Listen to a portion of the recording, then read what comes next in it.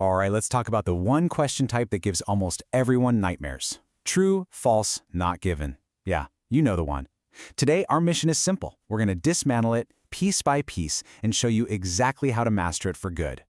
Seriously, this is where so many test takers who are aiming for that band 7 or higher just lose points. It's maddening. And if you felt that frustration, trust me, you are not alone. But here's the secret, and it's a big one. The problem isn't your vocabulary or how fast you read. It's something deeper. It's how you're thinking about the task.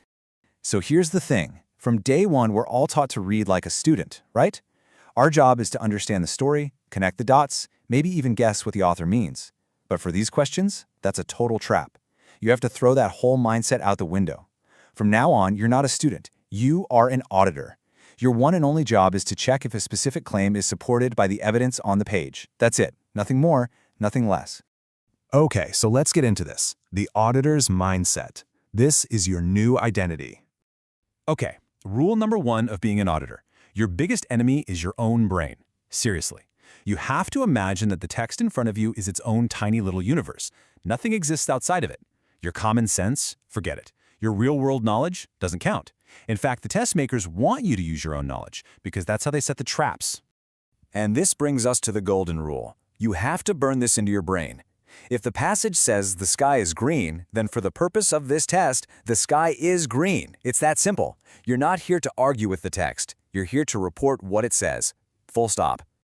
All right, mindset's in place. Now for the rulebook. These are the 3 absolute verdicts you get to use. First, we have true. Now, this is super important. True doesn't mean the words are identical. It means the meaning is identical. So the passage could say something is global, and the statement says it's international. Different words, right? But the meaning is a perfect match. That's a classic true. Next up is false, and here's where people get tripped up. False doesn't just mean it's not true. It means the passage says the exact opposite. It has to directly contradict the claim. Think of it like the text is actively arguing against the statement. And then there's the big one, not given. This one trips up so many people. All it means is the information just isn't there. The author is totally silent on that specific point. You can't say it's true, you can't say it's false, because there's simply no evidence in a text to make a decision. This right here, this is the danger zone. The space between false and not given is where almost everyone makes mistakes. So let's make it really clear. For it to be false, the author has to fight back and say the opposite. For not given, the author is just silent. The information is a ghost. It was never there to begin with. Getting this difference down is the whole game. Okay, so we've got the mindset. Now we need a system. Let's walk through the 5-step action plan. Here's your step-by-step blueprint. First, you read the statement and underline the key ideas. Second, you scan, and I mean just scan, don't read, the passage to find where those ideas are mentioned. Third, once you find the spot, you stop and read that little section super carefully. Fourth, you ask yourself, does the text say the opposite of my statement? If yes, it's false. And finally, if it doesn't say the opposite, you ask, is this specific detail even here? If it's just missing, then you know it's not given. You can think of it like a little diagnostic chart. It's basically 2 questions. Question 1, is the topic even in the text? If no, it's almost always not given. If yes, you go to question 2. Does the specific claim match what the text says? If it's a perfect match in meaning, it's true. If it's a direct contradiction, it's false. And if the topic is there, but that one little detail is missing, you guessed it, not given. Okay, that's enough theory. Let's see how this works in the real world. We're going to take our new auditor toolkit and apply it to a case study, the rice passage. So here it is, our case file on rice. It looks pretty simple, right? But our job is to audit 4 claims against only what's written here. Let's get started. All right, case number 1. The statement is, rice has been eaten since ancient times. So we find the part about ancient times in the text. It says rice has been the most commonly used food grain.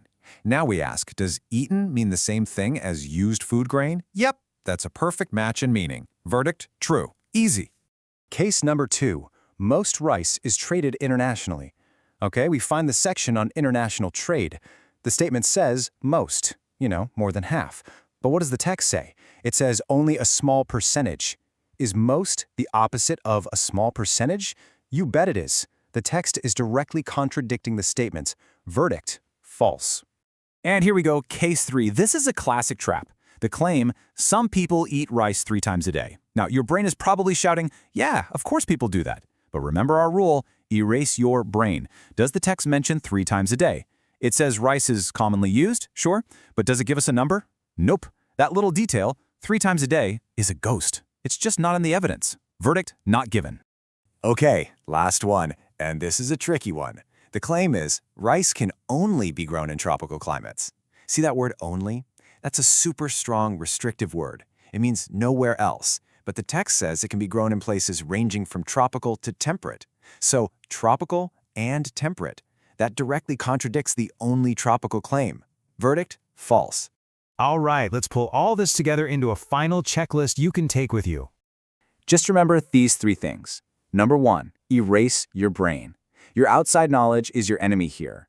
If you can't point to it in the passage, it's not real. 2, hunt the contradiction. If you're not sure if it's false or not given, look for that direct opposition. See if the text fights back. And 3, meaning over words. Don't get hung up on exact vocabulary. Focus on what the words actually mean. So, that's your new job title. You're not a student anymore. You're an auditor. Your loyalty is to one thing and one thing only, the text. And your only weapon is the process we just went through. So, trust the text, trust the process, find the evidence, and you will never have to guess on one of these questions again.